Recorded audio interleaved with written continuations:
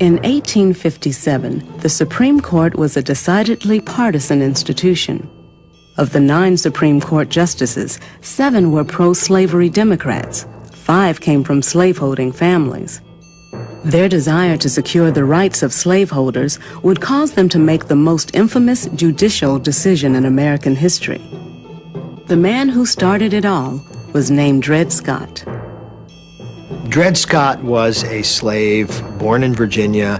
His master ultimately moves him to St. Louis, where he is sold a couple of times and ultimately ends up in the hands of a man named John Emerson. John Emerson is an army surgeon. And when John Emerson is posted to various frontier forts, the first one is in what is today Rock Island, Illinois, he takes Dred Scott with him as his servant. Now, presumably, Dred Scott becomes free the moment he's taken to Rock Island, because Rock Island is in Illinois. It's called Fort Armstrong at the time. But Dred Scott remains a slave at Fort Armstrong. And then his master takes him to Fort Snelling, which is today St. Paul, Minnesota. Now, that is the area that was made free under the Missouri Compromise. Several years later, Dred Scott returned to St. Louis with his master. But after Emerson died, Scott sued for his freedom on the grounds that since he had lived in free territory, he was no longer a slave. A jury of 12 white men in a St. Louis circuit court judged him legally free. 2 years later, the Missouri Supreme Court reverses this. They reverse precedents going back to the beginning of Missouri statehood. And they are very frank about it. They say times have changed. When John Emerson's widow remarried, she transferred ownership of Dred Scott to her brother, John Sanford. John Sanford lives in New York, but has business interests in St. Louis. And so now Dred Scott can sue in federal court alleging he is a citizen of Missouri, his owner is a citizen of New York. And that's how the case goes forward to the Supreme Court. No suit pressed by a slave had ever come before the Supreme Court before. It raised important questions. The lawyers representing John Sanford made the argument that no black person can sue in federal court because black people can't be citizens of the United States. The majority opinion in Dred Scott was written by Chief Justice Roger Taney. Taney was a resolute foe of racial equality, the Republican Party, and the anti-slavery movement. Chief Justice Taney begins by saying Dred Scott can't sue because blacks can't be citizens. And he makes a very famous statement. He says at the time of the Constitution, they had no rights, they meaning blacks, had no rights that the white people needed to respect. Now, having said that Dred Scott can't sue, the technical legal thing Taney should have done was said case dismissed. Because obviously if Dred Scott can't sue, then he can't be in court. Taney can't hear the case any longer. But Chief Justice Taney didn't stop there. Taney goes on to face another constitutional question of whether Congress could constitutionally have passed the Missouri Compromise. Did Congress have the power to prohibit slavery in the Western territories? And here he makes an argument based on the Fifth Amendment to the Constitution. The Fifth Amendment says you cannot be deprived of your property without due process of law.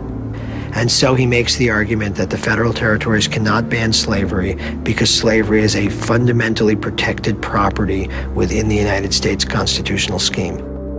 He says, basically, look, the Constitution is pro-slavery.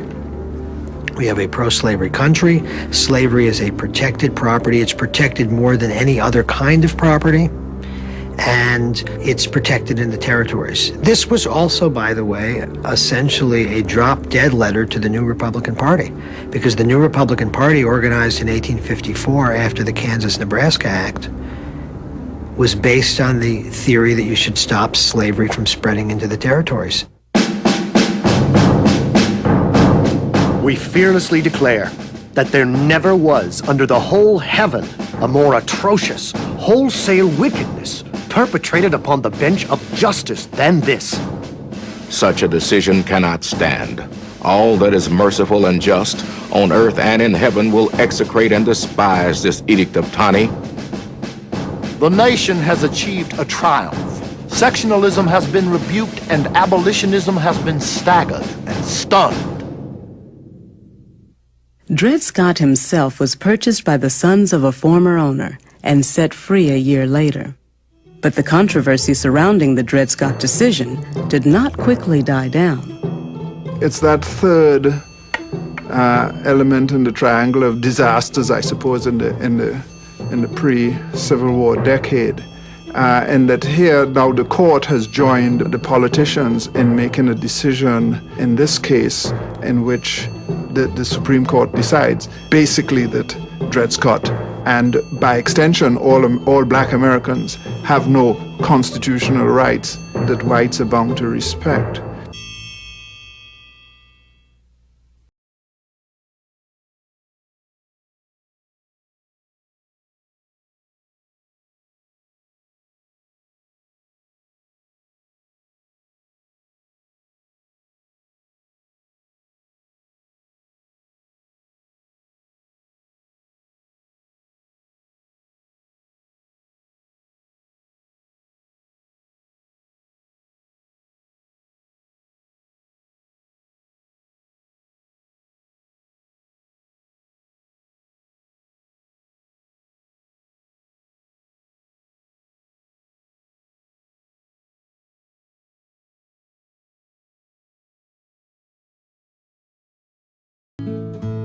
Dred Scott was born into slavery in Virginia. His long struggle for freedom was one link in a chain of events that would eventually free more than 4 million enslaved people. Purchased in a Missouri slave market by Army Dr. John Emerson, Scott was brought to Fort Snelling in 1836 by way of Fort Armstrong in Illinois. When the frontier moved west, Fort Armstrong was no longer needed, so the entire infantry, including Dr. Emerson, was transferred to Fort Snelling. The slaves in Minnesota were different than the slaves in the South. They made the beds, they made the food, and did the things that the people who were officers couldn't do for themselves. I think we see Dred Scott more as a personal manservant, or like a butler or steward. Anything that Dr. Emerson needed, Dred was going to be taking care of that. But it is a very different culture than Virginia. He may have seen this as the lesser of two evils. And when he came to Fort Snelling, there was already a young girl, slave, Harriet, owned, if she could be owned, in free territory by Major Lawrence Tolliver. Major Tolliver was leaving for the winter, and he wasn't going to take Harriet with him. And the way to leave her there was to leave her married to somebody who was going to be within the protection of the fort's walls. Scott and his wife Harriet remained at Fort Snelling until 1840.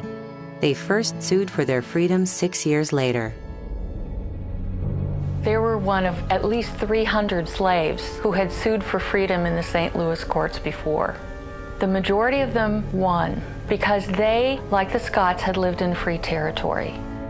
In the midst of dramatic national events, the Missouri State Supreme Court reversed an earlier decision granting Dred and Harriet their freedom. The case came to the United States Supreme Court after 11 years of litigation. 11 years, the Scotts were in limbo. The Scotts based their United States Supreme Court case on their residence in lands that were part of the Old Northwest Territory and the 1820 Missouri Compromise, territory where slavery was prohibited.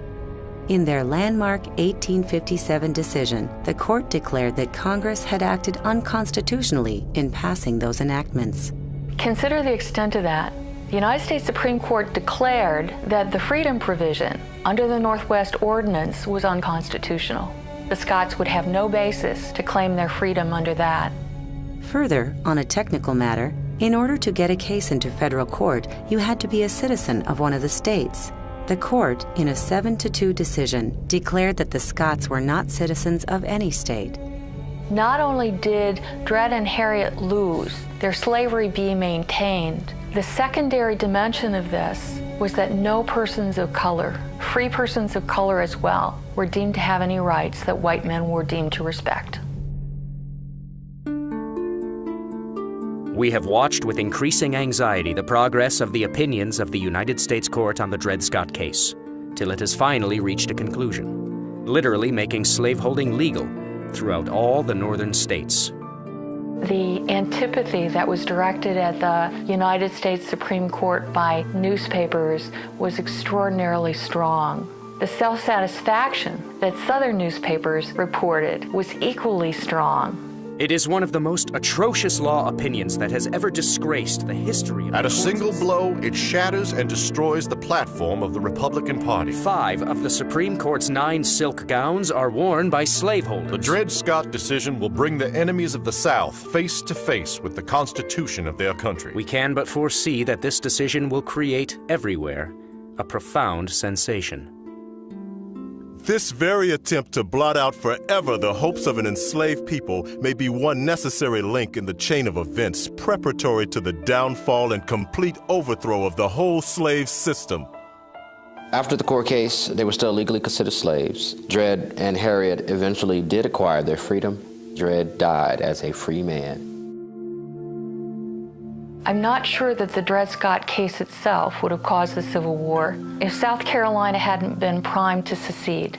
Their decision was in part based on Northern reaction to Dred Scott. There couldn't be a legislative compromise because the Supreme Court decision took away congressional power to eliminate slavery. There was no political future short of civil war. Today, Minnesotans can get a glimpse of Fort Snelling as Dred and Harriet Scott experienced it more than 150 years ago. You've just come into a place where 2 of the most famous people who have ever been here at the fort lived, Dred and Harriet Scott. Dred's role is one of an agent of change. He didn't accept his circumstance, nor did his wife. They sought change not only for themselves, but for their future generations.